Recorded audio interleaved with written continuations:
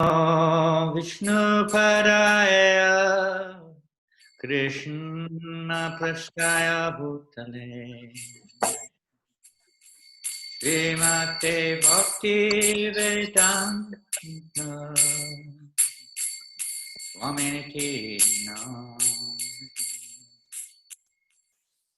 Namo Vishnu Padaya Krishna Prasthaya Bhutale Srimate Bhaktivedanta Swami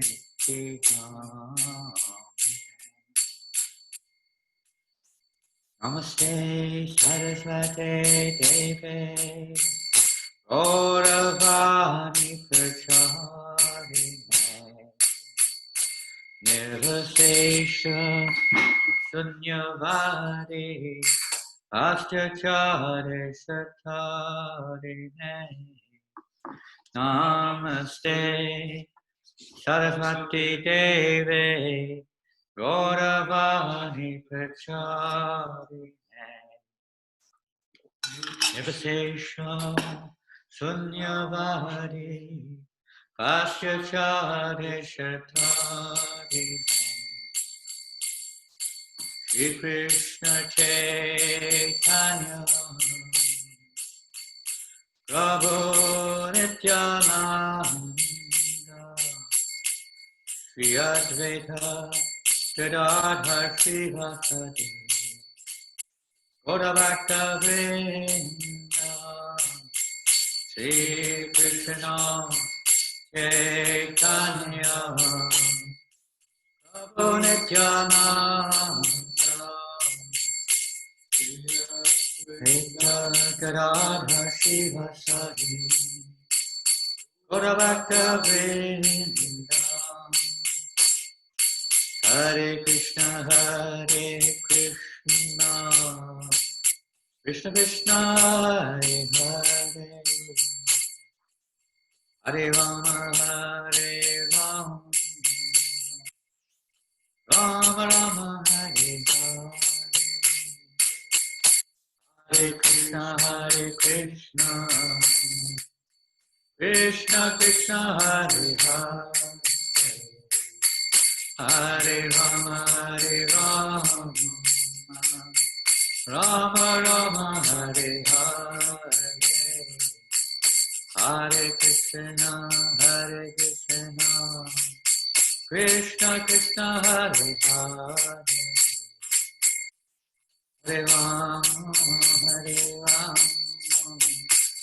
Rama Rama, Hare Hare, Hare Krishna,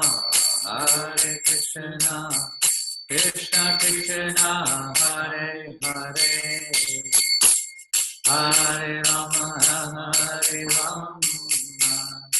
Rama Rama, Hare Hare, Hare Krishna,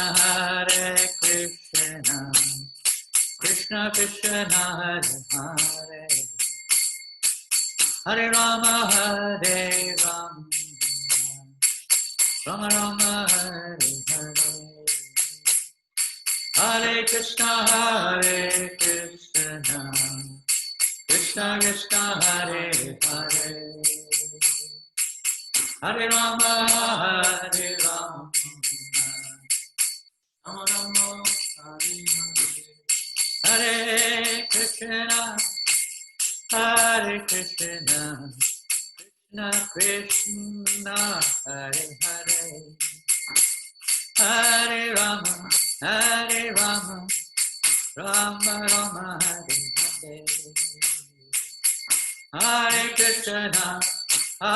Krishna, Krishna Krishna, Hare Hare, Hare Rama, Rama Rama, Hare Hare, Hare Krishna, Krishna Krishna, Hare Hare, Hare Rama, Rama Rama,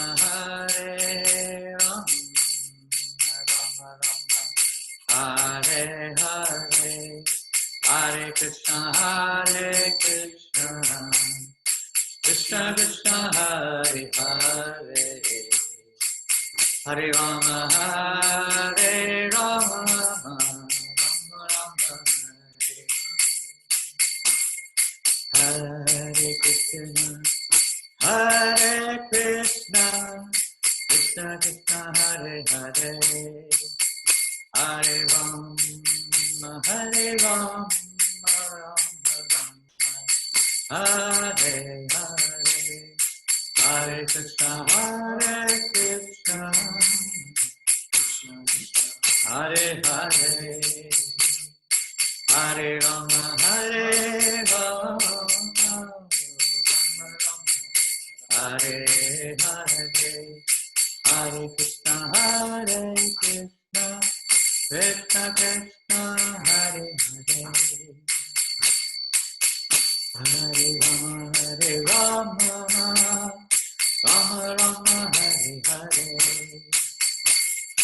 Hare Krishna, Hare Krishna, Krishna Krishna, Hare Hare, Hare Rama, Hare Rama, Rama Rama, Hare Hare, Hare Krishna, Krishna Krishna, Hare Hare, Hare Rama, Rama Rama, Hare Hare, Hare Krishna, Hare Hare, Hare Rama, Rama Hare Krishna, Krishna Krishna, Hare Hare, Hare Rama, Rama Rama, Hare Hare, Hare Krishna, Hare Hare, Hare Rama,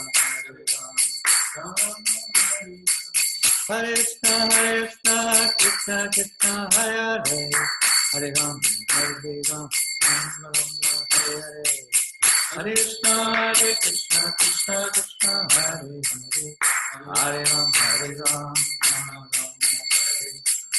Hare Hare, Hare Krishna, Krishna Krishna, Hare Hare, Hare Rama, Rama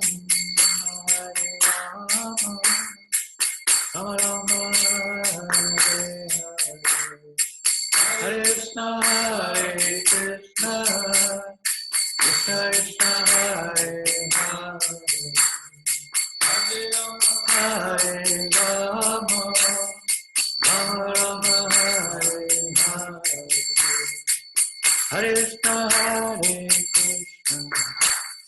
Krishna Krishna, Hare Hare, Hare Rama, Rama Rama, Hare Hare, Hare Krishna, Krishna Krishna, Hare Hare, Hare Rama, Rama Rama, Hare Hare,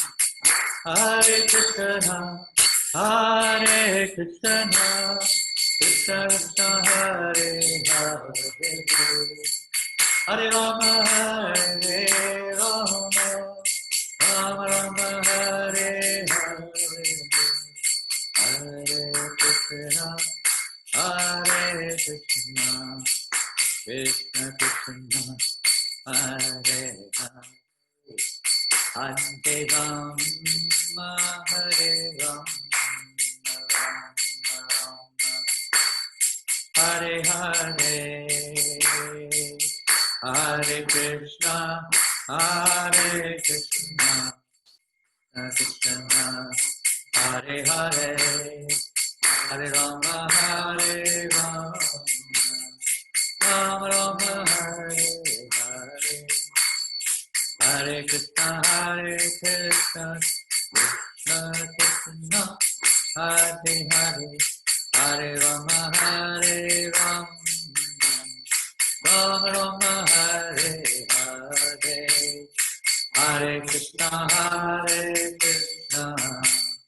Krishna Krishna, Hare Hare, Hare Rama, Hare Rama, Rama Rama, Hare Hare, Hare Krishna, Krishna Hare Hare, Hare Rama, Rama Rama, Hare Hare, Krishna Hare Hare, Hare Rama, Hare Krishna, Krishna Krishna, Hare Hare, Hare Ram, Rama Rama Hare Hare, Krishna Krishna Hare Hare,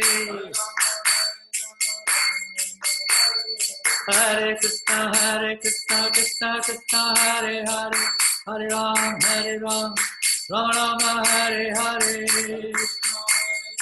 Krishna Krishna Hare Hare,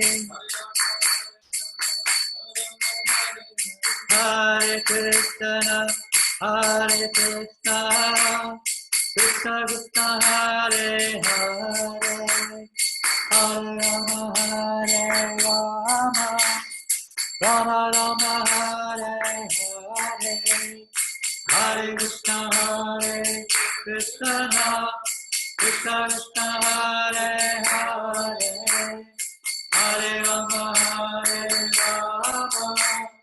Rama Rama Hare Hare, Hare Krishna, Krishna Krishna Hare Hare, Hare Rama, Rama Rama Hare Hare, Hare Krishna,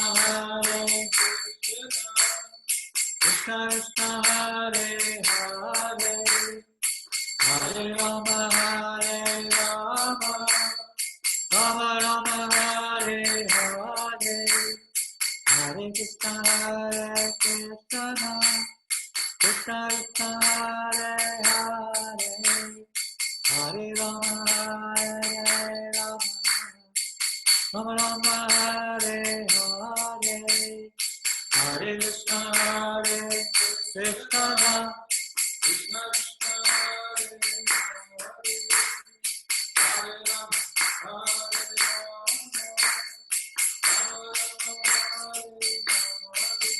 Krishna Hare Hare Krishna, Krishna Hare Hare, Hare Rama, Rama Rama Hare Hare,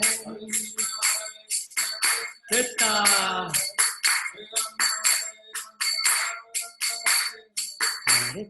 Hare Krishna, Krishna Hare Hare, Hare Rama, Rama Hare Hare,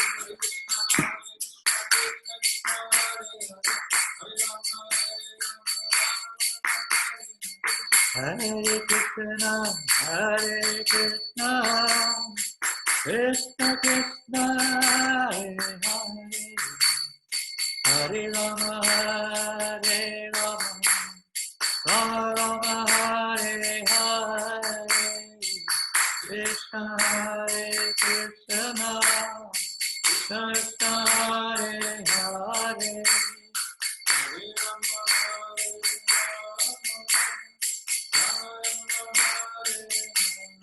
Hare Krishna, Krishna Hare Hare, Hare Rama, Rama Rama Hare Hare, Krishna Krishna, Hare Krishna, Krishna Hare Hare, Hare Rama, Rama Rama Hare Hare, Hare Hare, Hare Krishna, Krishna Krishna Hare Hare, Hare Rama, Rama Rama Hare Hare, Krishna Krishna, Krishna Hare Hare, Hare Rama,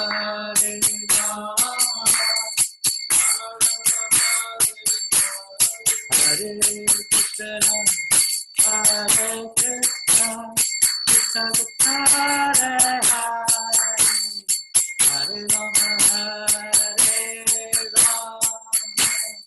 Rama Rama Hare Hare, Hare Krishna, Krishna Krishna Hare Rama, Hare Krishna, Krishna Hare Hare, Hare Rama, Rama Hare Hare, Hare Krishna, Krishna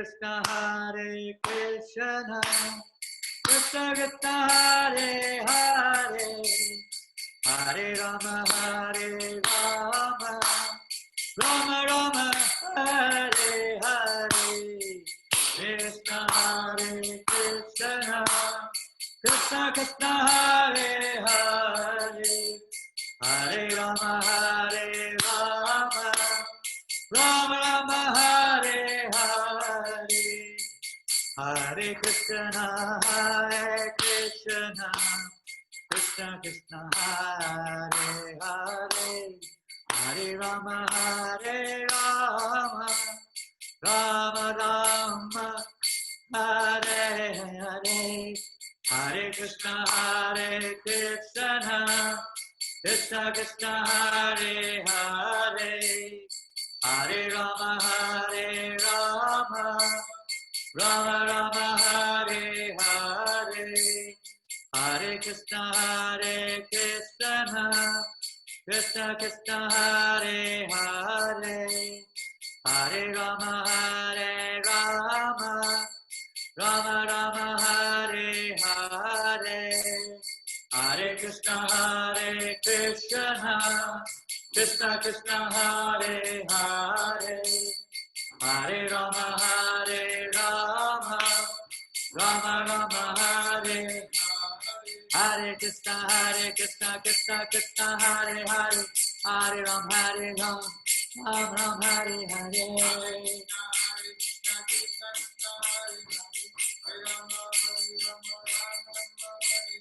Hare Krishna, Krishna, Hare Hare, Hare Rama, Rama Rama, Hare Hare, Krishna, Krishna Krishna, Hare Hare, Hare Ram, Rama Rama, Hare Krishna, Krishna Krishna, Hare Hare, Hare Rama, Rama Rama, Hare Hare, Hare Krishna, Krishna Krishna, Hare Hare, Hare Ram, Hare Krishna, Hare Krishna, Krishna Krishna, Hare Hare, Hare Rama, Hare Rama, Rama Rama, Hare Hare, Hare Krishna, Hare Krishna, Krishna Krishna, Hare Hare, Hare Rama, Hare Rama, Rama Rama, Hare Hare. Srila Prabhupada ki jai. Harinama Sankirtan ki jai. Brihat Madanga ki. Shri Kartik Vata ki jai. Shri Damadara Vata ki jai. Shri Shivada Damadar ki jai. Shri Damodarastakam ki jai. Shri Govardhana Puja coming soon ki jai. Gaur Premanandi, all glorious to the assembled devotees, all glorious to Sri Guru and Gauranga, all glorious to Sri Prabhupada, Nama Om Vishnu Padaya, Krishna Prashtaya Bhutale, Srimate Bhaktivedanta Swami Niti Namane, Namaste Saraswate Devi, Gauravani Pracharine, Nirvasesha Sunyavadi Paschatya Deshatarine Jaya Sri Krishna Chaitanya Prabhu Nityananda Shri Advaita Gadadhar Shri Vasadi Gaura Bhaktavrinda Hare Krishna Krishna Krishna Hare Hare Hare Rama, Rama Rama, Hare Hare. Om Gyana Tirandasya Jana Shlakya Chakshal Malatam Yena Tasmai Shri Gurave Namaha Shri Chaitanya Manobishtam Stapitam Yena Bhutale Swayam Rupagadayam Dadati Swavadantikam Vandeham Shri Guru Shri Utapatakamam Shri Guru Vaishnavamscha Shri Rupam Sagrajatam Sahagana Raganathan Vitam Tam Sajivam Sadhaitam Savadhatam Parijana Sahitam Krishna Chaitanya Devam Shri Radha Krishna Padam Sahagana Lalita Shri Vishakam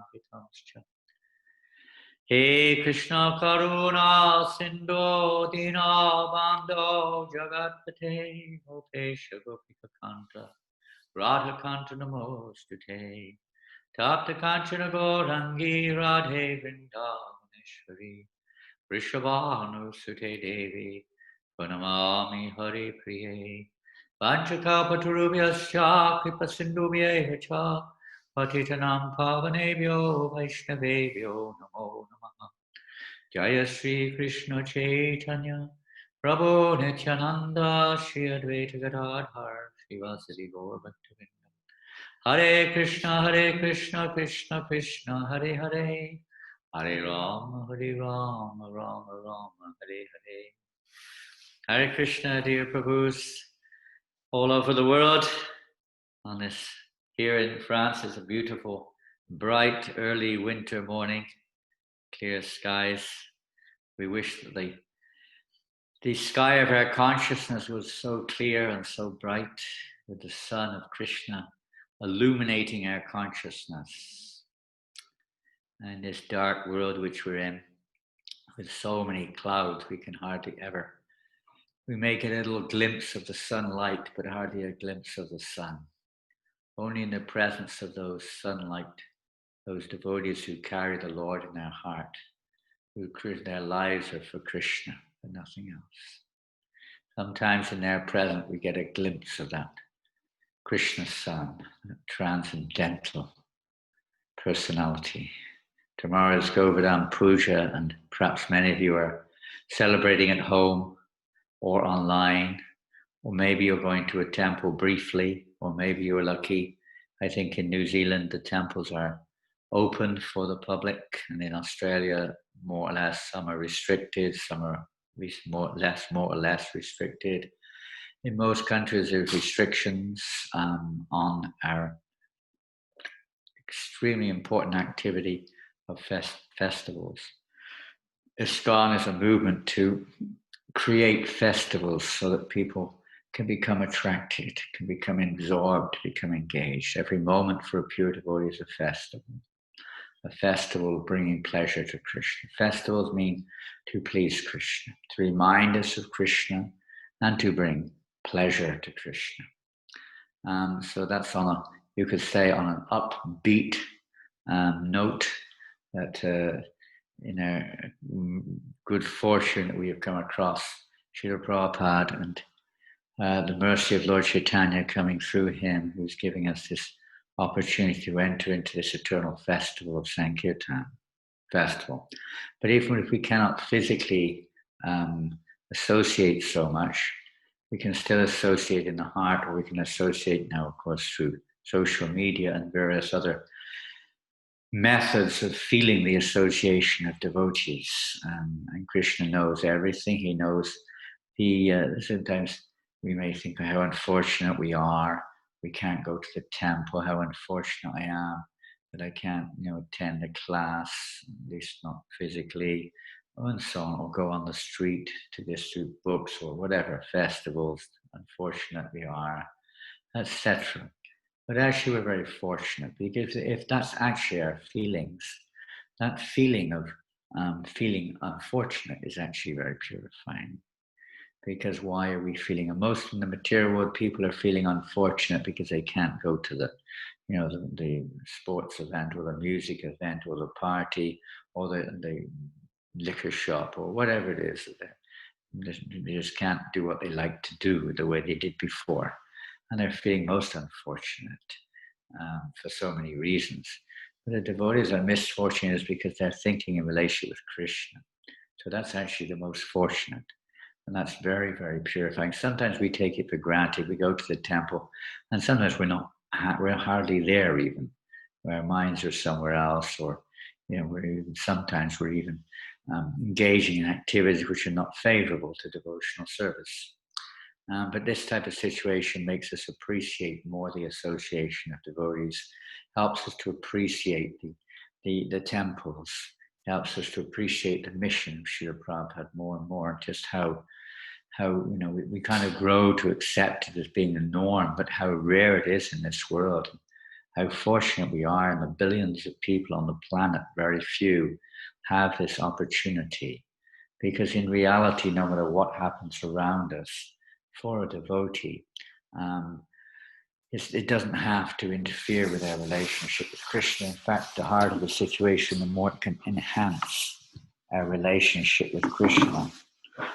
If the materialistic difficult the situation, it may increase their own material passion, but it certainly doesn't help them getting out of the difficulty.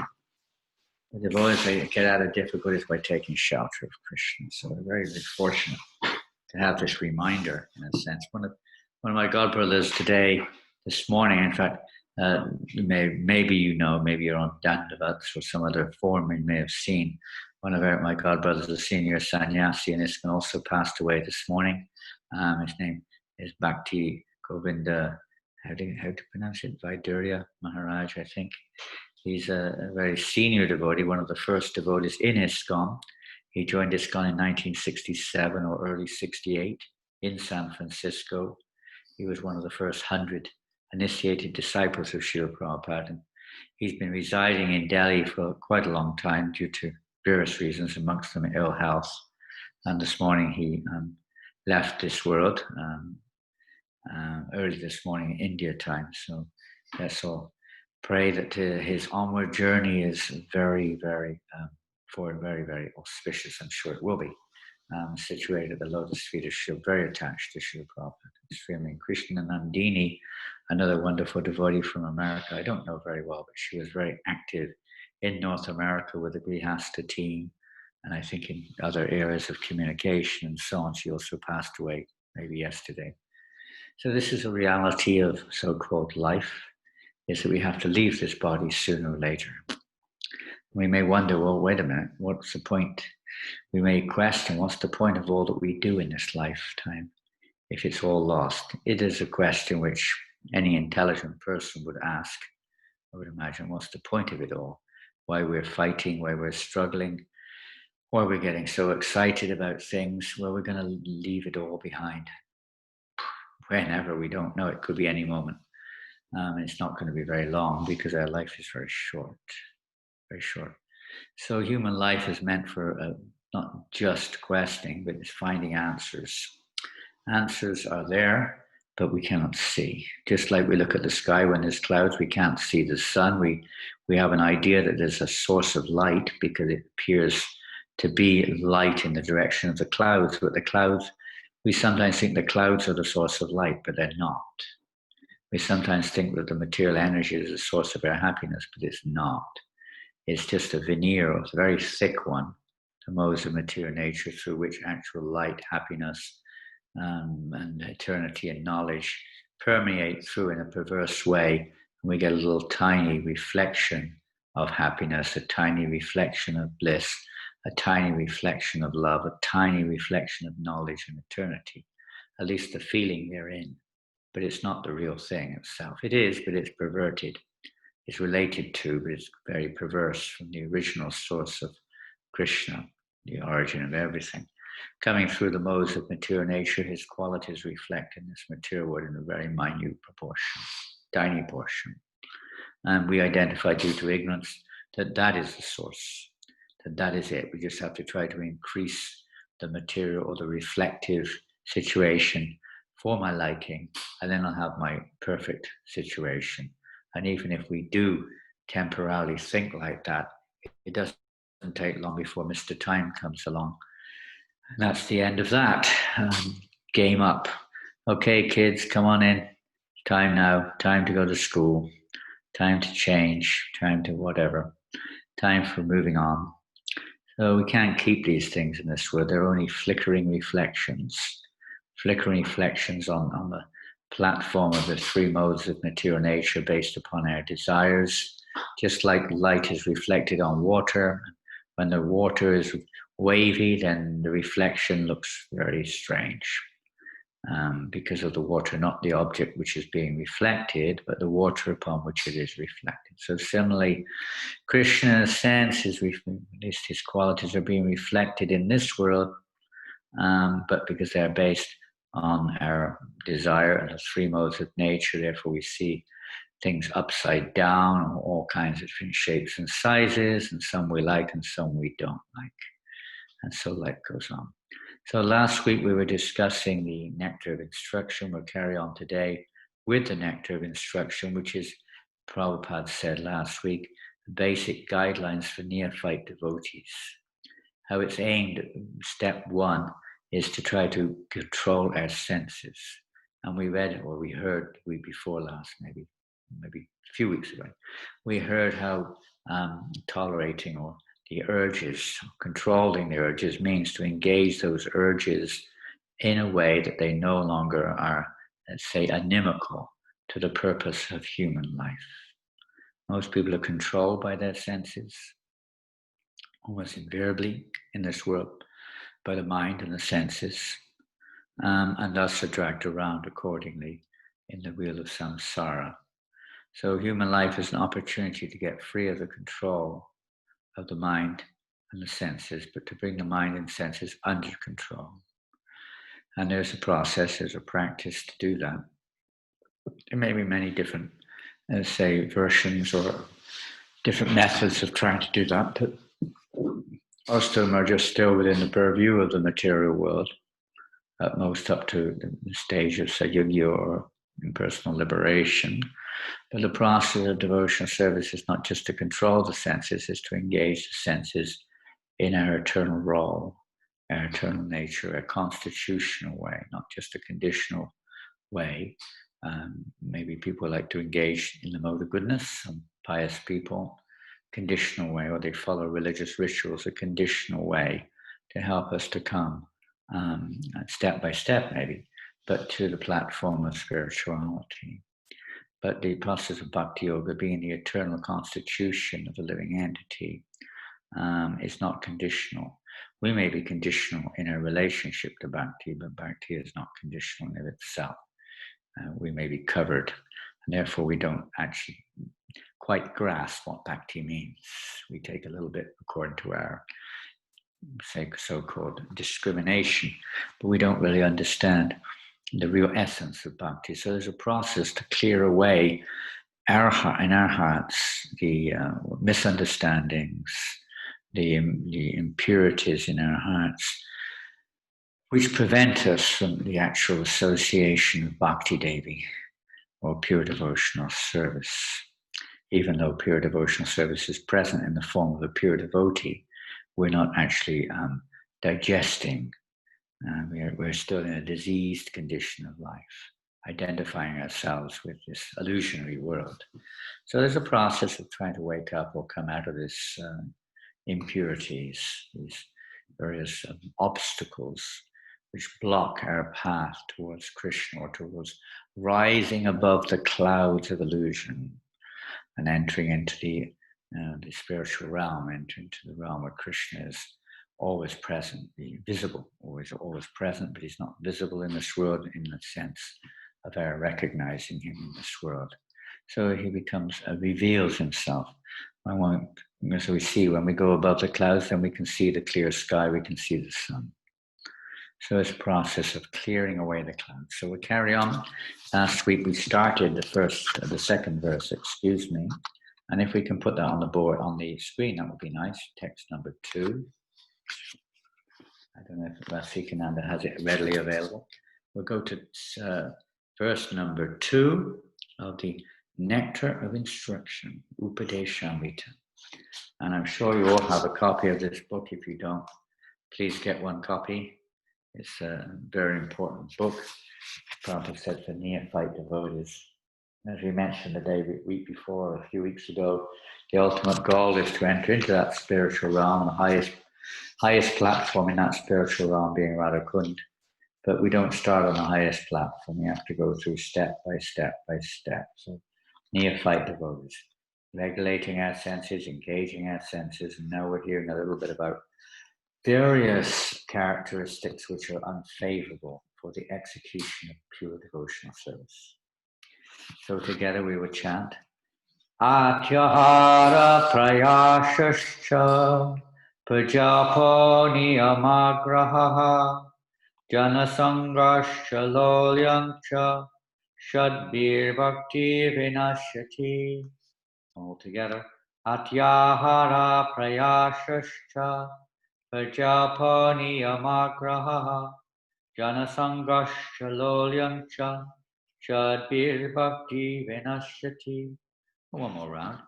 Atyahara prayashascha prajapo niyamagraha janasangascha lolyamcha shadbir bhakti vinashyati. One more time. Atyahara prayashascha prajapo niyamagraha janasangascha lolyamcha shadbir bhakti vinashyati. For those who studied the Bhakti Shastri, some of you may have done. This is one of these first 4 verses of Nectar instruction are generally required to know in the Bhakti Shastri, at least. Even if we don't study it, we should still try to imbibe or understand. Now, this book is available in French. If anyone's there, Sri Upadeshamrita, you can, if you hopefully you have a copy. There are several devotees from France online. And if you have your copy in French, you can also follow through. I'll go through the word by word again. Atyahara, overeating or too much collecting, which we discussed last week, to some degree at least. Prayasha, over endeavoring, also we discussed that last week to some extent. Cha and Prajalpa, we didn't really get into that. We're going to discuss that today.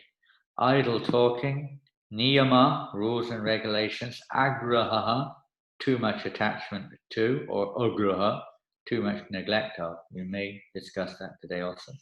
Janasangaha, association with worldly minded persons. Cha, and loyam, ardent longing or greed. Cha, and shadbihi, by these 6. Bhaktihi, devotional service. Vinashyati is destroyed. And the translation for this verse, one's devotional service is spoiled when he becomes too entangled in the following 6 activities: eating more than necessary or collecting more funds than required, over endeavoring for mundane things that are very difficult to obtain. 3, talking unnecessarily about mundane subject matters. 4, practicing the scriptural rules and regulations only for the sake of following them and not for the sake of spiritual advancement, or rejecting the rules and regulations of the scriptures and working independently or whimsically. 5, associating with worldly minded persons who are not interested in Krishna consciousness. And 6, being greedy for mundane achievements. So these are 6 let's say, items which can be detrimental, for they can spoil our. It's like you're growing a garden or something, and certain things may spoil your garden. It could be insects, it could be the weather, it could be some other living entity, it could be whatever, something going wrong there. They may spoil the effort to grow a particular plant. So if we're trying to cultivate this speaker of devotional service, these are some warnings here, some say obstacles to look out for. Some activities who become too entangled in them. They may be there, but the secret is to not become implicated or entangled. As we heard in the first verse, these pushing senses, they may be, we may experience their presence, but we don't have to be pushed by them. Rather, we try to engage them in Krishna's service. So similarly in this verse, it's like we have to associate with worldly minded people, no doubt, in the course of our lives. But it's when we come to the fourth verse, we'll see how we associate. It means we don't associate, for instance, with worldly-minded people in a very intimate or very affectionate. We're affectionate in the material sense of the term. Spiritually, yes, affectionate. The devotee is concerned to help others to come to Krishna consciousness, but not to try to enter into their platform of enjoyment, associate with them on the platform of sense gratification. And being mundane, greedy for mundane achievements. It means, in a sense, the devotional service. People may say we're also greedy, but it's not a mundane achievement. It's to be used in Krishna service. Being greedy for Krishna service is favorable for devotional service. Being greedy for mundane achievements is unfavorable. It's not so much the greed itself, it's the purpose, the objective of one's greed, which determines favorable and unfavorable. And that's kind of a basic principle in many areas of devotional service. And today we're going to talk about Prajalpa, in the same light, we could say, text number 2. I'm just going to read something from the end of the purport to this verse before we go into Prajalpa, by the way. This is right at the end, just so we get a picture. When human societies, is the last but one paragraph of the purport, it's quite a long purport, by the way. When human society gives up these elementary faults, enumerated by Srila Rupa Goswami, which we've just read, Atyahara, etc., all enmity will cease between men and animals, capitalists and communists, and so forth. In addition, all problems of economic or political maladjustment and instability will be solved. This pure consciousness is awakened by the proper spiritual education and practice offered scientifically by the Krishna consciousness movement. So we can see quite clearly in the world that we're living in today how relevant this is. There's what to say, it's a normal state of this Kali Yuga, but there's political turmoil and misunderstandings between people all over the world, on all different platforms, practically speaking, whether it's race, gender, political alignment, scientific science, religion, economics, all sorts of different things. That there is, misunderstanding there, and that cannot be solved by any amount of material adjustments, because the basic problem remains that we are, in this forgetfulness, this illusion of false ego, of identifying ourselves with this material world. This will carry on, and where we're trying to we're say, diseased condition. So we're affected by pride, consequently trying to enjoy the objects around us. Every single condition solves in the same position to different degrees, different modes. This is the basic problem. So the solution to that is given here.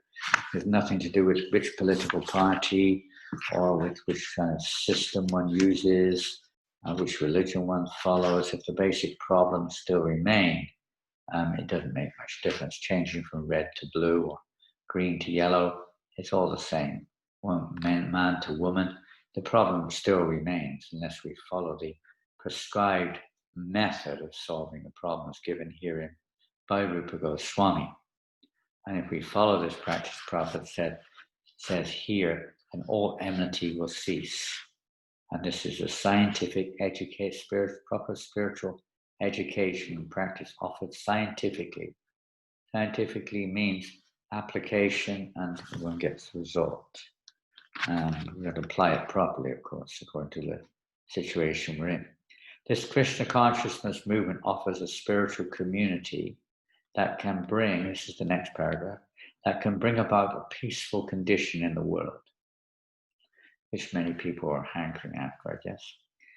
Every intelligent man should purify his consciousness and rid himself of the above-mentioned 6 hindrances to devotional service by taking wholehearted shelter of this Krishna consciousness movement.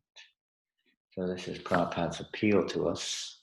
And his appeal to us, in a sense, it's for our absolute benefit. So we can even see here that in order to be a carrier of Krishna consciousness, we have to take these 6, all these verses, but these 6 points here which can spoil our devotional service, we have to understand how we can actually apply this instruction of Rupa Goswami in our lives. So we're going to start looking at Prajalpa today. I do not know how far we're going to get. I don't know if we're going to get on to the next one or not. But Prajalpa is there. And this will maybe not. But if you look in the purport, there are some references to Prajalpa in the purport of Srila Prabhupada. Let's see, I can't tell you where, but anyway, I'll just read it. So try to listen carefully. This is perhaps halfway through the purport, more or less. Another impediment, Prabhupada writes, is Prajalpa, unnecessary talking. When we mix with a few friends, we immediately begin unnecessary talking, sounding just like croaking toads. Been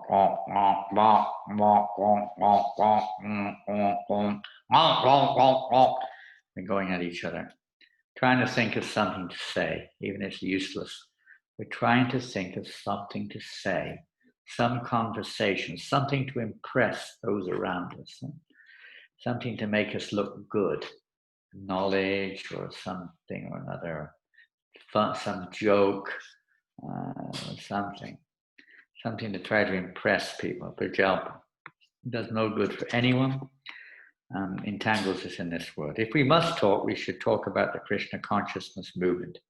Then outside of the Krishna consciousness movement, those persons outside the Krishna consciousness movement are interested in reading heaps. Heaps means a lot of, piles. Heaps of newspapers, magazines, and novels, solving crossword puzzles, and doing many other nonsensical things. Well, nowadays we have much more than that. This is very, you can say, uncivilized items. Now we have all kinds of high-tech social media opportunities to indulge ourselves in reading or hearing, interacting through Facebook and so many other things. So 99.99999 probably % of stuff out there is just simply meaningless waste of time, literally. It's just, indulgence in illusion. A lot of it is very, very bad stuff. It's all bad if it's not related with Krishna, but some is specifically bad. In this fashion, people simply waste their valuable time and energy. In the Western countries, old men retired from active life play cards. I don't know what they do nowadays. They play cards, they fish, they watch television, and debate about useless socio-political schemes. It's like now billions of people talking about politics. What difference does it make? Billions of people talking about the coronavirus. What difference does it make? What else are people talking about? Depends where they are. They're talking about some local stuff as well. In Europe, they're talking now, maybe start talking again about Brexit, but what can they do even if you talk about it?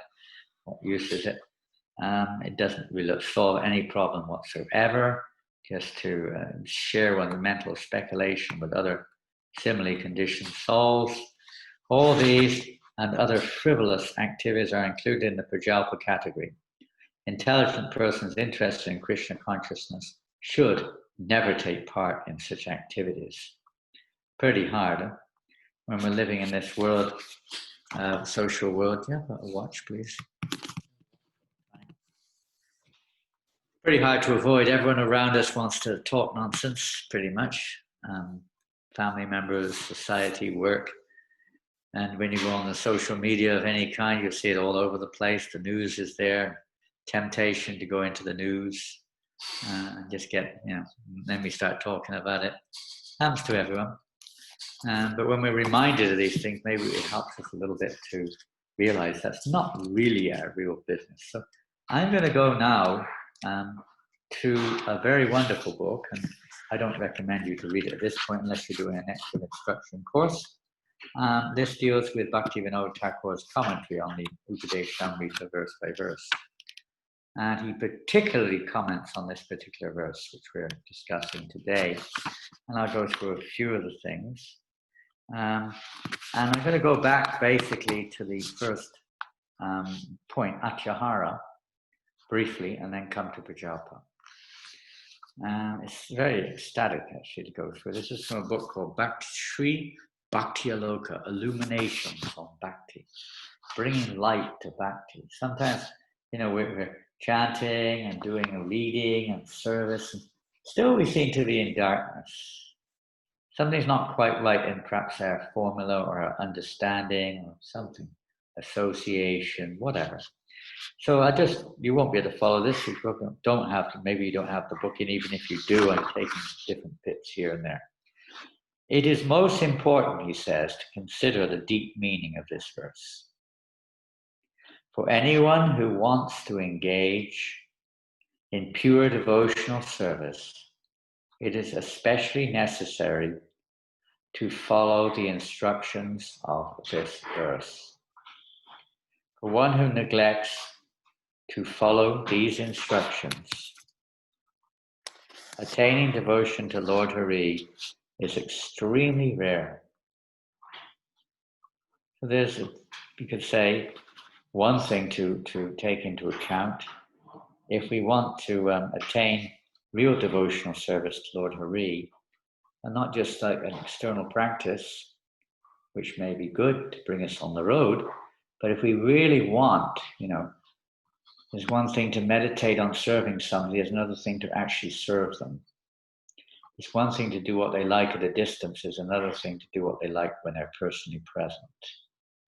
On the transcendental platform, we could say there's not really a difference, but there's a difference in consciousness. To actually be in the personal association of Lord Hari and serve him purely for his pleasure. This is very rare. This type of pure devotional service is rarely obtained. So Nectar of Instruction is giving us the nectarian instructions to help us to attain that very rarely attained level of devotional service. It's extremely rare. So therefore, Bhaktivinoda is elaborating on this verse, this verse and other verses, to try to help us to understand what we need to do to actually enter into that pure devotional service, or to progress towards it. We discussed last week the broader meaning of Atyahara. It's more than just controlling of the tongue in the form of eating or collecting funds. It includes the very concept of trying to enjoy the material world through uncontrolled senses. So then he goes on to describe at length the importance of transforming all of our bodily activities into activities which are favorable to the practice of devotional service. How to regulate our senses in a favorable way, and how to see everything as the Lord's mercy. And if we get some seemingly good reaction, we have to always remember this is the mercy of Krishna. Things are going our way, whatever. If one accepts sense objects in the spirit of enjoyment, that is Atyahara.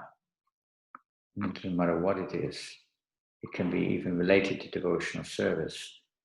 Prasadam, we're accepting it in the mode of enjoyment. It's still, to some degree, Atyahara. It's still overeating or over-endeavoring for mundane things which are difficult to obtain because we're thinking of enjoying it for me. There is enjoyment in relationship with Krishna, however. But if sense objects are accepted as the Lord's mercy and only as far as required and favorable for devotional service, then it's not Atyahara.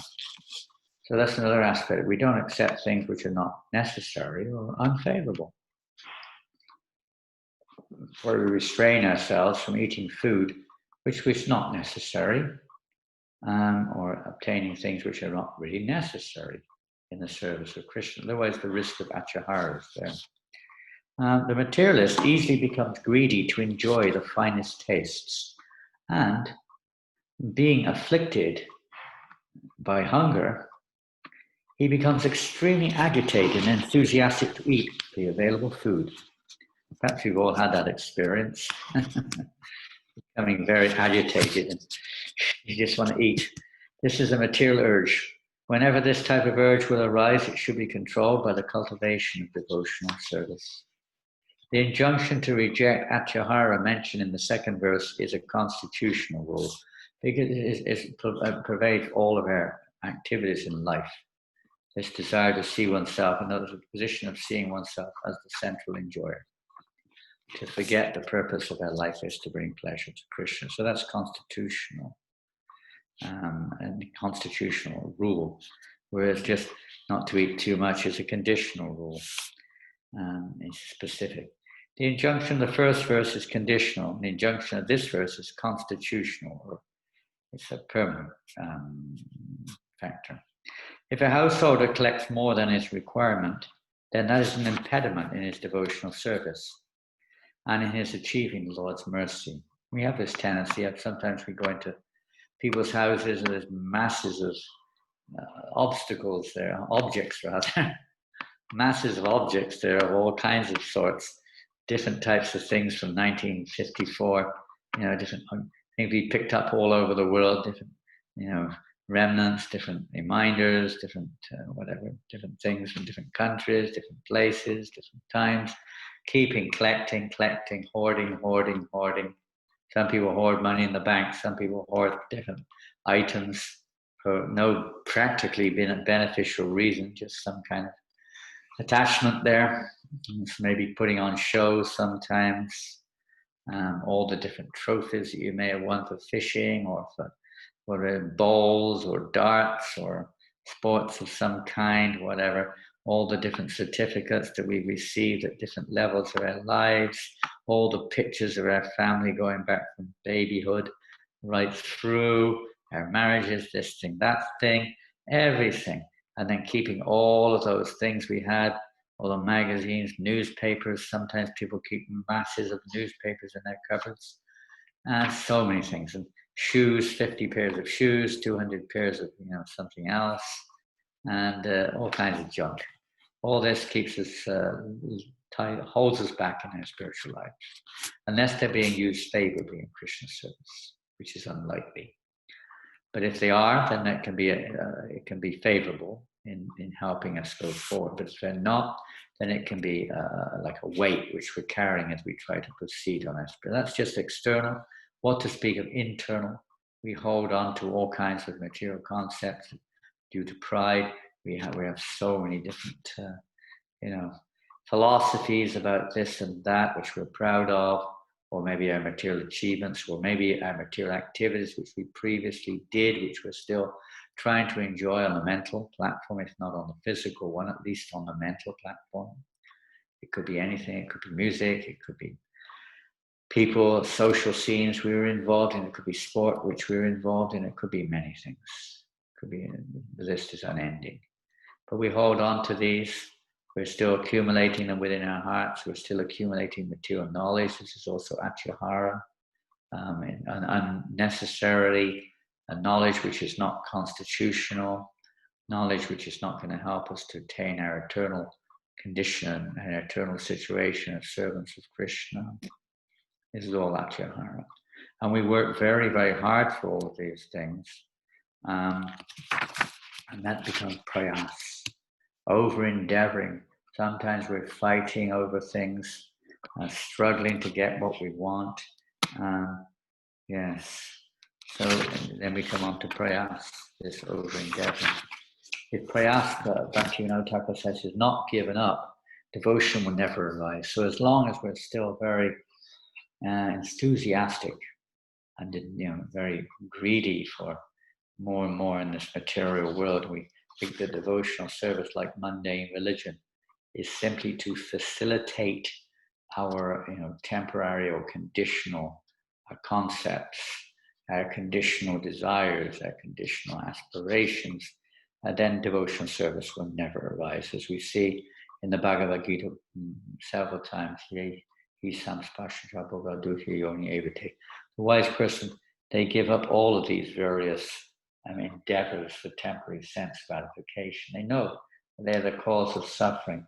And for one who is too much attached to Bhogaishvara Pasakdanam Taya Padita Chetasam Vyavasayakmicha here, Tamaduna the deity, the determination for devotional service to the Lord cannot take place if we are too attached to Bhoga Aishvarya, and the sense enjoyment, this desire to enjoy our senses and the sense objects, or Aishvarya for opulence, wealth, ambitious, materially ambitious. As long as one is like this, then the devotional service will not actually awaken. We may be engaged on some level of piety in relationship to devotional service, but genuine devotional service will not develop as long as we're still any of these obstacles here, any of these factors mentioned here can block the awakening of pure devotional service, and prayas is very powerful. We're very determined to achieve some. We'll see that in a minute when we come to Prajalpa. They're all related. They're all related to each other. Prajalpa is more than just talking nonsense. There's a lot more to it than that. How do we overcome this useless endeavor? Useless labor, working for no. In the Bhagavatam, it's described there, Dharmasvanusita Pungsam Vishvaksena Katasya no Pariyadi Divitin Shrama Evihi Kevalam. The activities that the man performs which do not help to awaken our dormant love for Krishna are Shrama Evihi Kevalam. They're a useless waste of time. Waste of time. Animals are doing the same thing. Birds are doing the same thing. We're no better than sophisticated animals. So human life is meant for something much, much, much more fulfilling than that. So to overcome this tendency to endeavor for material things, we have to realize that we have to take shelter of some another process, or not say another process exactly, but another direction of our endeavor. Pure devotees teach us how to redirect.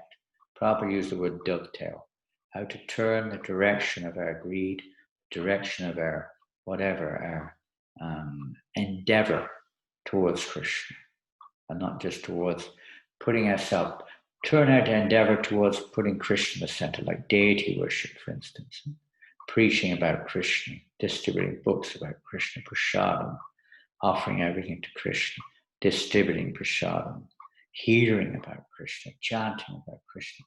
All these are various activities. Of course, there may be some impurity in our execution, but in principle, these are activities which help us to become freed from this tendency to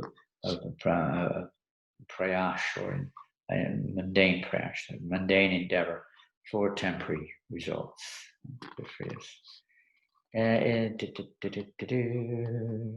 We have to have endeavor in this world. It's not that we can live without endeavor. It's just a matter of the direction. There has to be some material endeavor also, you could say, but only as much as required, as the Bhagavatam also says. To keep oneself healthy, to nurture one's family, a certain amount of endeavor is required in this world. Maybe raising money or protecting the family. Endeavor is certainly required. Protecting one's health, but not more than required. Not more than required. And then if there is somehow another excess comes, and we use that in the service of Krishna. The foundation of our endeavor is to facilitate the execution of our devotional service to Krishna by keeping good health, by keeping the family properly nurtured and associating with them properly. And a certain amount of mundane education is required to function, etc. But it's not more than required, not overboard, so to speak. I'll just run on here. I'll just jump over because we won't get onto today's topic otherwise. And of course, he goes on to say this prayas, or this mundane endeavor, doesn't just stop at visible achievements. It also includes the desire for liberation, at least in personal liberation, or desire for elevation to the heavenly planets. Many religions' objective goal is to go to heaven. This is also prayas. It's a waste of time. It may not be a waste of time if it becomes connected with devotional service, but if it's not connected with pure devotional service, it's a waste of time. because it's not constitutional. It's still within the realm of the temporary conditioned nature.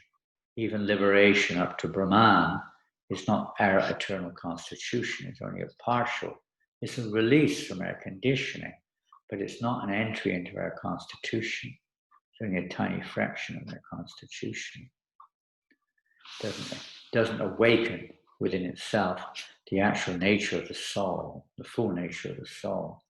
So it's also to be rejected, and to work hard for that. Even the Bhagavatam says that the result of that is simply a troublesome advancement. In Bhagavad Gita, Krishna says it.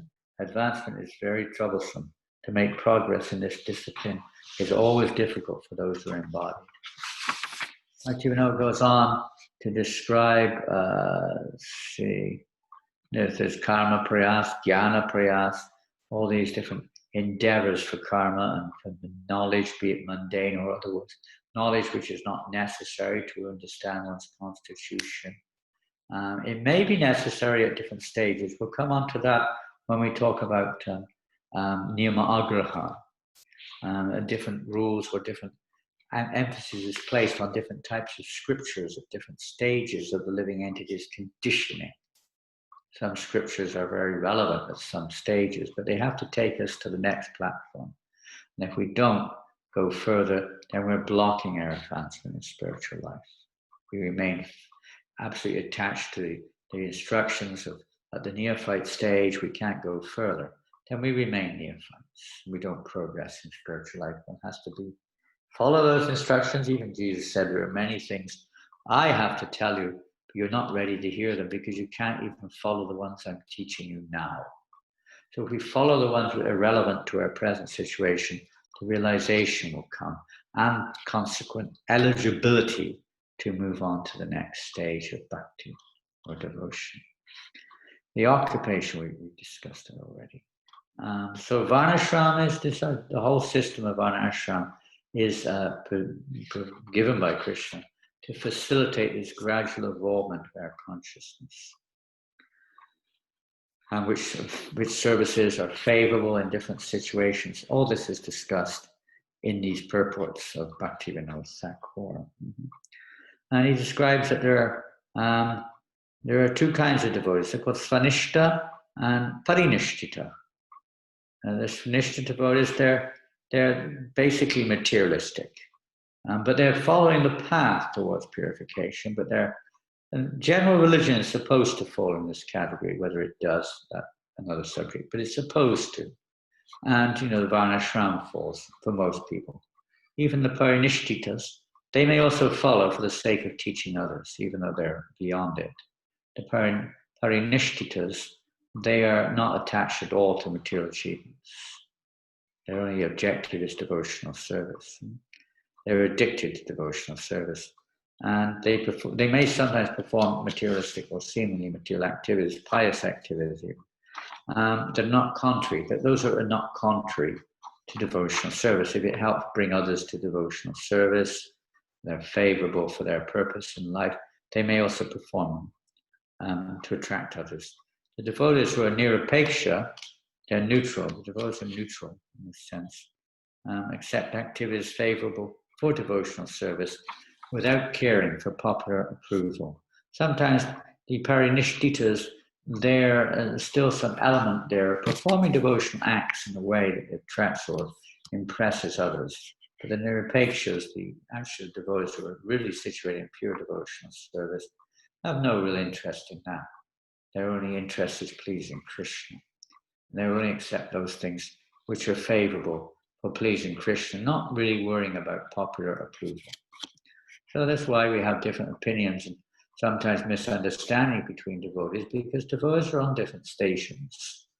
They're on different levels of devotional service, and consequently, different things at different stages will appear to be more important on that stage.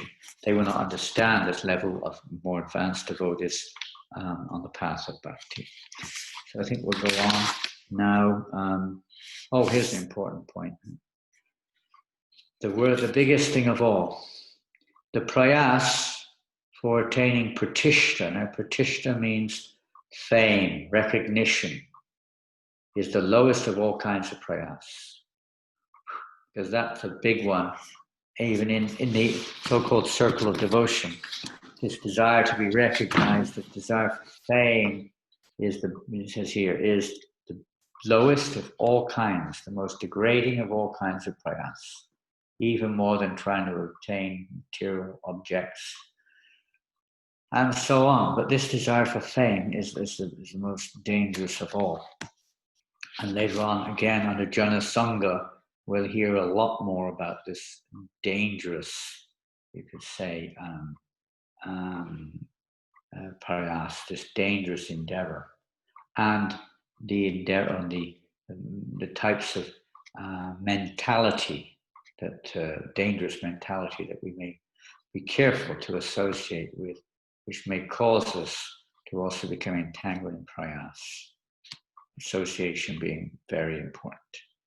And then Bhaktivinoda goes on, quoting the Hari Bhakti, in the last verse of the Hari Bhakti, the last, in fact, even if one can give up all material desires, the desire for fame is very difficult to give up. This desire for fame, which is compared to stool, is the root of all anarthas. There's a pretty vivid statement there. This desire for fame, which is like stool, is the root of all anarthas. And fame isn't just standing on the stage with everyone, throwing flowers at you and giving you medals, your name up there on lights. But it's the very idea that we want to be recognized. In a sense, it's unavoidable. It says we have characteristics similar to Krishna. Krishna also likes to be recognized. Every living entity likes to be recognized by somebody, but there's a proper way of doing it. And there's an improper way of doing it, or let's say an improper form of this subject matter, wherein materially speaking, we're trying to get recognized within the realm of conditioned souls for material achievements. One may be recognized in the realm of devotees for one's devotional service to Krishna. And that type of recognition, if it's sincere, that is, it actually purifies the heart. It helps one to become humble, helps one to become more respectful to others, and not, attached. And usually mundane fame and pride create greed and anger and lust and so many things. In spiritual life, they remove it. The devotee becomes very humble when he's praised or they're praised. When they achieve some success, it has the opposite effect. It's very interesting. Of course, if we are ourselves duplicitous, that's another thing. But if we're sincere and we have sincere intentions to come to pure devotional service, Krishna will happen. A practicing devotee should pass his life in a natural occupation that is favorable for devotional service. Now, this is a basic societal direction based on traditional varnashram. It's difficult in this day and age because we're living in an age of corruption, an age of all sorts of anomalies or difficulties in this age of Kali. To find one's natural position is not easy. Sometimes we're almost forced into a situation where we feel very out of place and uncomfortable. And the only hope is chanting the holy name of Krishna. The desire for, and he should chant and remember the holy names with knowledge of his relation with the Lord. So both things, being situated in a position which is not going to evolve in an entanglement in prayas or in achahara or any of these other unnecessary endeavors. Oftentimes when we're not rightly situated, the tendency for achahara also increases because we're not satisfied. So we search elsewhere for satisfaction and we try to obtain or indulge in, sometimes even in devotional service. Well, I've experienced this, other devotees have experienced this. When you're not satisfied in your situation, one tends to look in other areas. It may not always be devotional. One may look into, indulgement in mundane sense gratification of various kinds. Some people turn to sex, some turn to sport, some turn to mundane knowledge, some to mundane music, intoxication, sometimes even worse things. Resorts to when one is not satisfied or one's not properly situated in one's situation, then one can become weakened depending on one's degree of sincerity, one's faith, etc. But it easily becomes weakened. So in society, the endeavor is there to try to help people to be situated more according to their nature, both in their varna and their ashram. So they're a little less disturbed, because we won't have time today, but the most interesting one of all I find is this Prajalpa. Prajalpa is more than just talking idle. It's a very deep subject which we'll deal with next week, but it's extremely interesting. And it's related to this also, with the subject which we're just talking about here, in terms of the living entities being rightly situated, and what is Prajalpa and what is not Prajalpa. So if you want to find out more about Prajalpa, you have to join us next week. And remember the holy names, and with knowledge of his relationship with the Lord, not just to be rightly situated, but that is meant to help facilitate our involvement in hearing and chanting the names. So we many references are there, how the activities which we perform in our lives, even if it's sadhana, which do not awaken our attraction for hearing and chanting about Krishna, are said to be impediments on the path of devotion. The objective goal is to become absorbed in Krishna, hearing, chanting, remembering the personality of Godhead, and chanting his holy names. So if we're not developing an attraction for that, then we have to, if we want to develop an attraction, I think we don't have to, but if we do, we have to question ourselves. Something may not be quite right here. Maybe I'm over-endeavoring, maybe I'm still indulging in things which are ruining my devotional progress, maybe it's wrong association, maybe I'm following the wrong set of rules and regulations. There's one of these obstacles maybe there. Maybe I'm endeavoring for the wrong thing, like this. One of these 6 obstacles to one's progress in spiritual life. Maybe we're allowing these to enter into our so-called devotional service, and consequently they're ruining our actual purpose of devotional service, which is to awaken our attachment, ultimately our love towards Krishna. So for a grihastha, Bhakti Vinod goes on, for those who are in the grihastha ashram, there are 2 processes, grihastha and renunciate. For householders, making varnashram favorable to devotional service is one of their responsibilities. The householder should pass his life engaged in devotional service, free from over-endeavoring. They should earn and save only to easily maintain family members. If they always remember that worshipping Krishna is the only purpose of life, then they will never fall into illusion. In happiness and distress, in good fortune and bad, in waking and sleep, in every condition, worshipping Krishna will quickly be perfected. It's a grihastas, putting Krishna in the center, not over-endeavoring, accepting that which is favorable, etc., even saving for the future. There's bona fide directions for grihastha devotees. But for the renunciate, you shouldn't save at all. It should completely depend upon Krishna and nothing else. Nowadays we have insurance and this and that, but in reality, maybe legally one has to do these things. You sometimes have to do things you wouldn't normally do in this age just to survive, or just to travel, or whatever it is. But in the heart, renunciate doesn't save anything, completely depending on Krishna. There's nothing to save. The only thing to save is the soul. Everything else is Krishna's energy. Who are we to claim I need to manipulate Krishna's energy for my own security? Krishna is the protector, not the energy. Krishna uses the energy to protect us, maybe, but ultimately Krishna is our protector. So for a renunciate, simply take shelter of Krishna.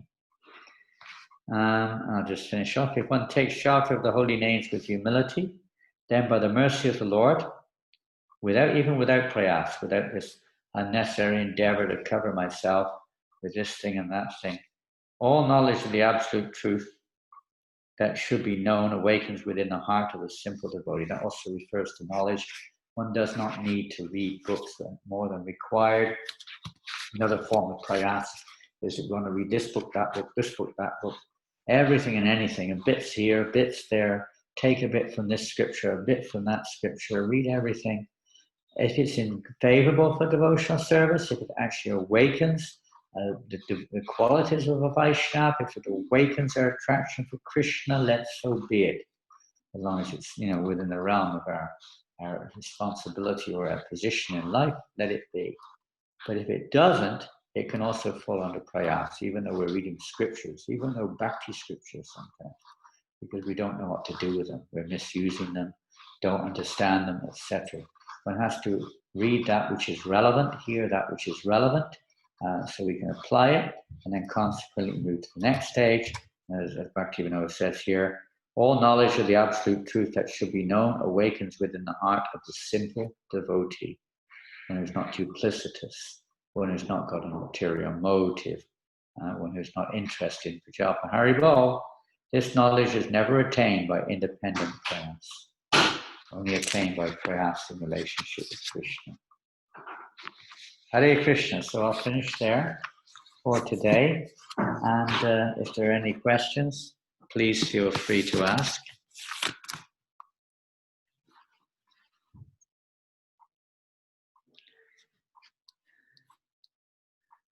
Don't forget tomorrow's Govardhan Puja. Here's the question. It's a private one. Just wanted. Oh, okay. It's not. I don't know if there's a question. It's just some devotees are just saying that today they started to go again on Harinam Sankirtan.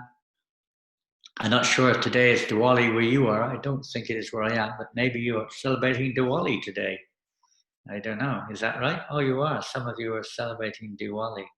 So they went out on Sankirtan and distributed 356 books. Wow, that's pretty far out. And 200 simply wonderful. So I won't say who it is. Some of you know already. And they ran out within 13 minutes. Great. People are very eager. They've been frustrated for too long. And now's the time to give Krishna's mercy to the people. It's a great opportunity to preach right now, if you can find the ways. So that's now in some countries, as I say, different in different countries. But wherever the opportunity is, we try to go out and share this mercy with other living entities. People need it more than ever at this point in time. So if today is Diwali, as I mentioned the other day in the evening, Diwali is a time when Krishna was bound by the ropes of Mother Yasoda's love. And as we mentioned the other day, that actually the Krishna allowed himself to be bound up only when Mother Yasoda engaged others in the activity of binding him. We're not interested to bind Krishna alone. This movement is to bring everyone together to bind Krishna, to capture Krishna's attention, you could say, by the performance of Sankirtan, congregational chanting of the holy names. So we're trying to bring everyone together to perform Sankirtan in one form or another, distributing books. Right now we're trying in France to try to online book distribution. We're completely beginners in this field. We've got some experts helping us. So we're hoping that in France, amongst our group of those who like to do distributing of books particularly, anyone can do it, of course, it's a different mood, to distribute Prabhupada's books. We're going to try doing it online because we can't go on the street right now. So we have to venture into unknown territory. And even wherever you are, you can do this actually. It's a great way to keep in the fire of Sankirtan, to find ways of distributing Prabhupada's books online. And we've set up a website, a particular, for distributing books, what do you call it? Shop, online shop. And we're connecting people to it through links and through various means. And we're going on Facebook, and we're contacting all of our contacts, and we're doing special offers, and we're going on all kinds of other ways and means to try to distribute books online during the next 6 weeks, because we have a worldwide campaign called the Gita Campaign to distribute 2 million Bhagavad Gitas before the end of the year. I don't know when it started, but even if we're late starters, better late than never. We can all be part of this endeavor and try to see more of these books which people so badly need in this day of confusion, this day of chaos and doubt and fear and insecurity and whatever else is there, illusion, ignorance. People really need some knowledge, some light in this dark moment of Kali Yuga, that's for sure. So let us not turn off the opportunity for them to get that light. Find ways online or whatever it is to distribute these books or to share Krishna consciousness. You can even send Simply Wonderfuls online if it gets down to it. And somewhere or another we have to find a way of keeping the sun shining in this dark age of Kali, even if it's not completely clear. But at least we do something to try to bring some light in the darkness. A little light at the end of the tunnel, so they say. Okay, thank you for those who are going out on book distribution. All glories to your service. How important is it for children to read a wide range of books so they improve the command of language and general knowledge in this competitive world? By doing so, would they be going deeper and deeper into the material entanglement? Well, if there's not a genuine understanding of what the purpose of that is, if it's just for the sake of it or just to increase one's material success, etc., yes, then one is becoming more entangled in the deep, dark well of material existence. If it's with the understanding of how this is related to Krishna, and if it's necessary, if the question of necessary may vary from one person to the next in one sense, but what is absolutely necessary is not usually what we think is necessary. We've created a society where we're more or less a society with artificial needs and artificial paradigms of what is required, what is success, and so on. And children, as well as adults now even, are exposed to this and indoctrinated with this idea that you have to do this, this, and this in order to be happy. Okay, so whatever the situation is, if it's not in the light of how this is favorable to Krishna consciousness, then it becomes prayas. It becomes over-endeavoring. It becomes, what we say, just entangling, detrimental. So it's a fine balance, and for sure we get entangled in prayas sometimes, unless we're very fortunate to live in a pure devotional community. As Prabhupada established this movement to try to arrange communities where people could live. We haven't done it much yet, to be honest. We're way off the mark. A community isn't just a place to live. It's a community where people live, work, educate, everything together. It's the big subject. You know, it's not you live there and go out and work in some crazy job somewhere, or have to work like an ass to get a degree in, you know, psychophysical, dermatological nutrology or some unbelievable subject matter. And then you end up working in an office somewhere as a slave, working for some uneducated, businessman who knows how to manipulate people who've got degrees, which is usually what happens. People who've got brains are usually, they've lost their intelligence. They've sold their intelligence to the aimless modern society. To persons who know how to manipulate things. Often that's the case. That isn't very intelligent. You may get a good wage, you may think yourself comfortable, etc., but that's not the goal of life. Unless we know what the goal of life is, then everything we do isn't really much value, to be honest. We may be satisfied with it, etc., etc., but we really have to understand things in the light of Krishna and not thinking that I have to do more and more and more, increasing my material life more and more. Okay, everyone else is doing that.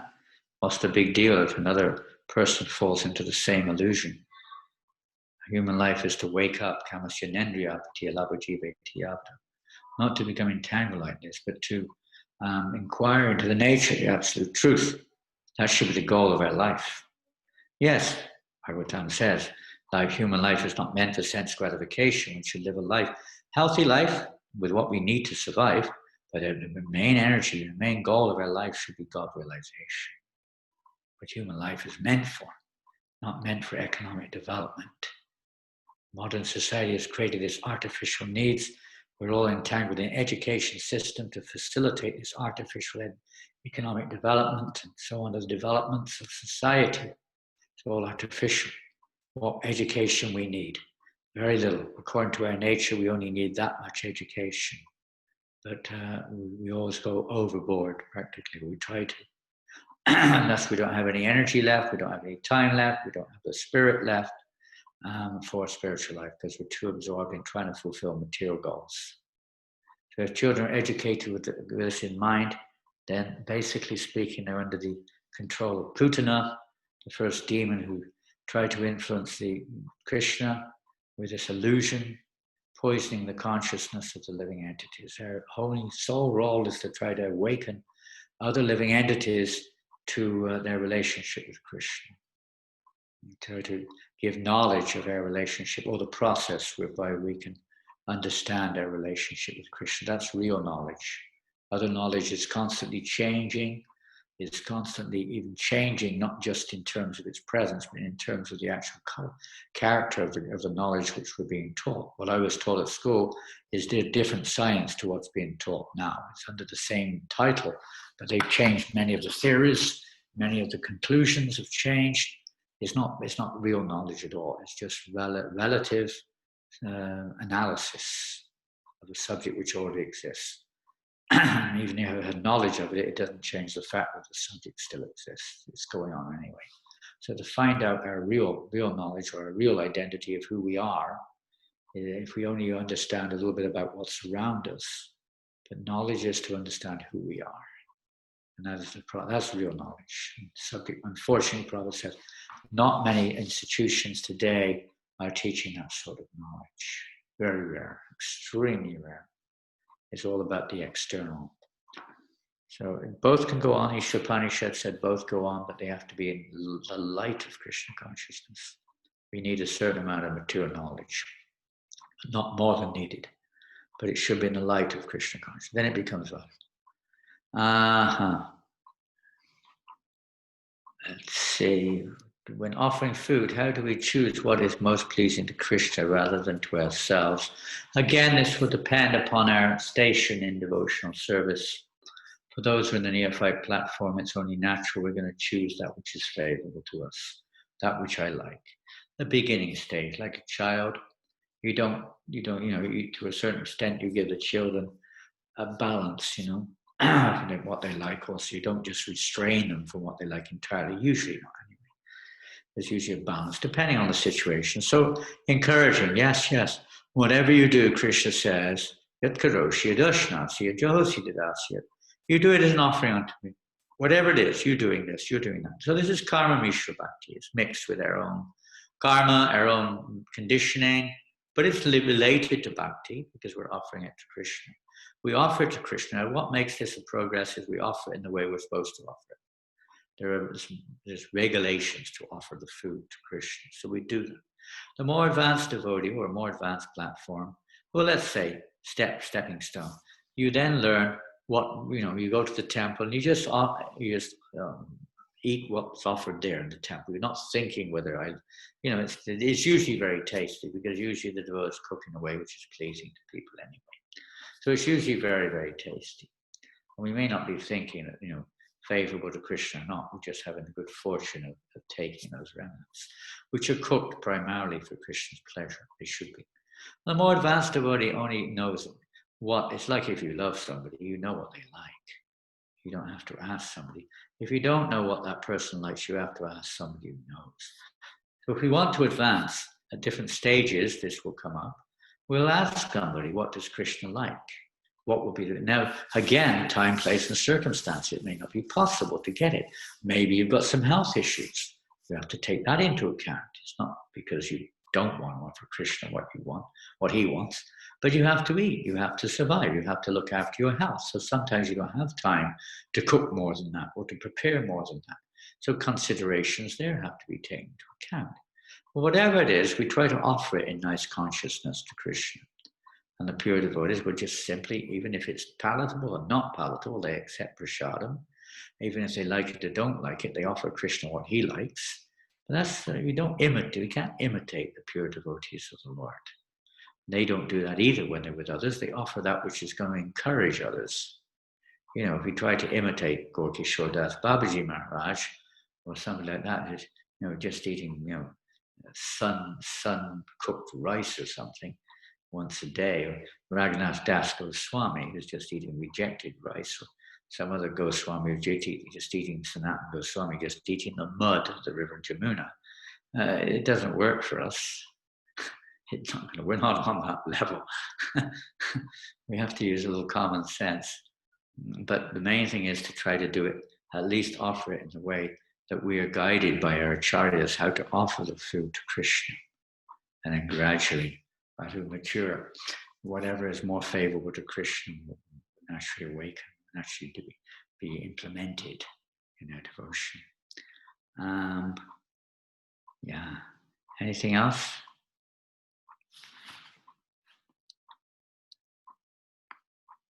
Tomorrow's Govardhan Puja, a great festal day, a great opportunity to get the shelter of Krishna. We all need that shelter very badly. And the residents of Vrindavan, they called out to Krishna for that.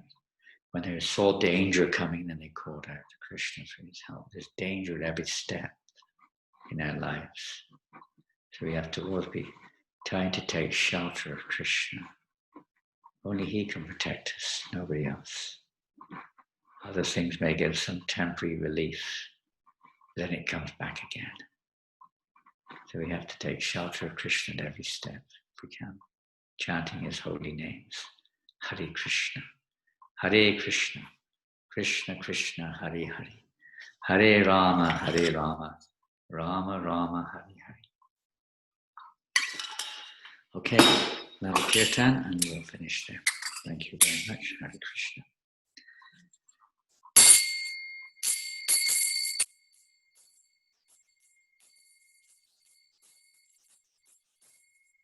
Hare Krishna, Krishna Krishna, Hare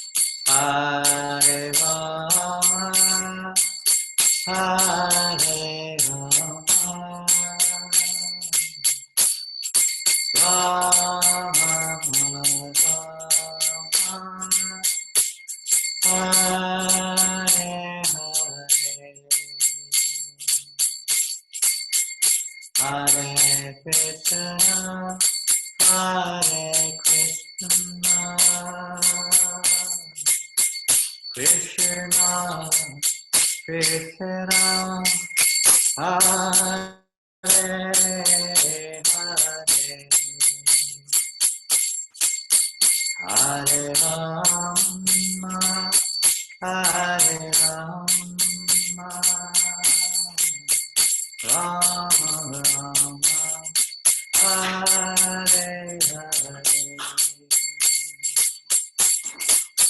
Hare Rama, Hare Rama, Rama Rama, Hare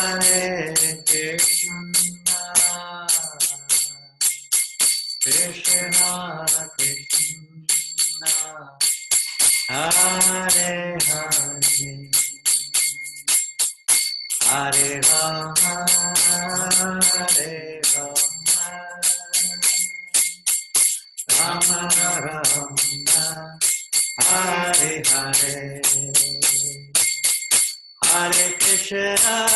Krishna Krishna, Hare Hare,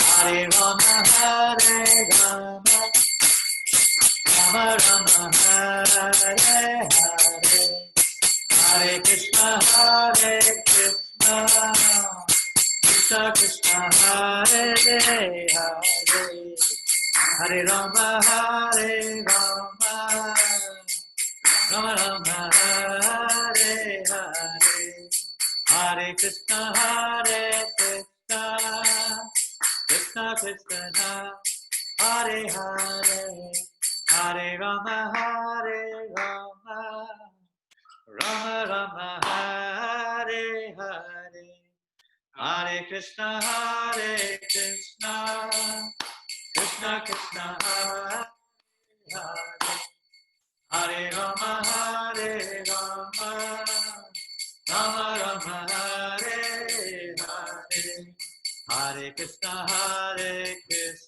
Krishna Krishna,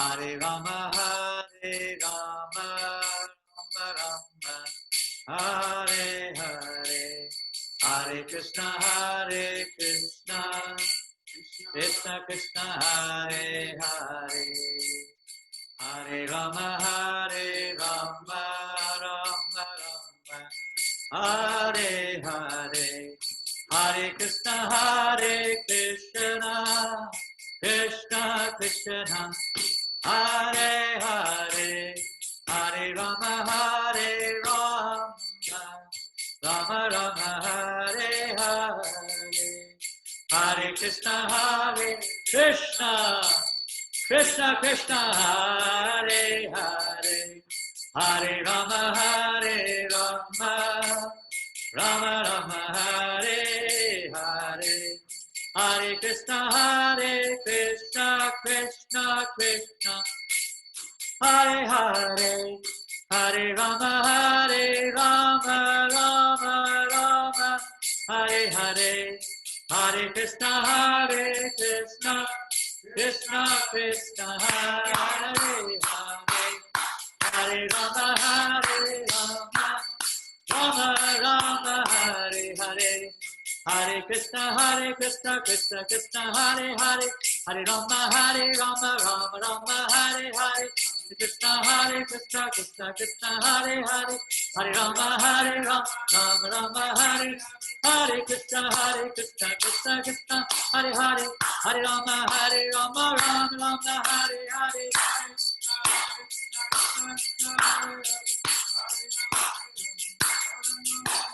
Hare Krishna, Krishna, Hare Hare, Hare Rama, Rama Rama, Hare Hare, Krishna, Hare Hare, Hare Rama,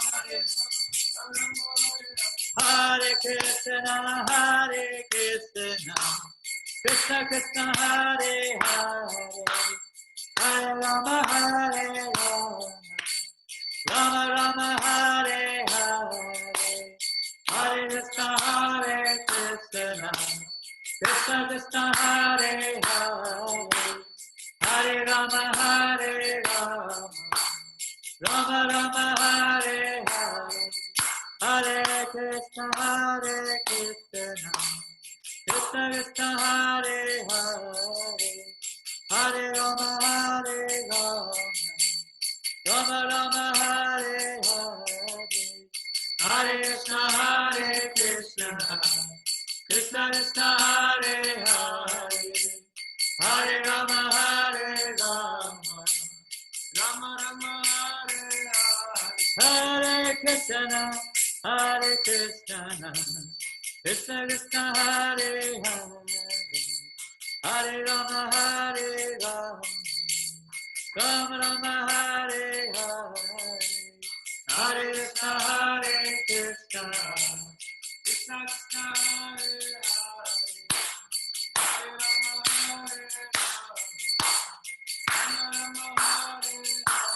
Hare Hare, Hare Krishna, Krishna Krishna, Hare Hare, Hare Rama, Rama Rama, Hare Hare, Krishna Krishna, Hare Hare, Hare Ram, Ram Ram, Hare Krishna, Krishna Krishna, Hare Hare, Hare Rama, Rama Rama, Hare Hare, Hare Krishna, Krishna, Hare Hare, Hare Ram, Hare Krishna, Hare Krishna, Krishna Krishna, Hare Hare, Hare Rama, Rama Rama, Hare Hare, Hare Krishna, Krishna Krishna, Hare Hare, Hare Rama, Rama Rama, Hare Hare. Go Premanande, hey, Haribo, Srila Prabhupada ki jai, Haribo. Haribo! Haribo! Haribo! Haribo! Haribo! Haribo! Haribo! Hare Haribo! Krishna! Hare Krishna! Haribo! See you soon. Govardhan Puja ki jai. Jai! Jai Damodar Puja ki jai. Jai! Diwali Yatra ki jai. Jai! Ki jai. Kartik Rata ki jai. Jai! Hey Malandi. Haribo! Hare Krishna.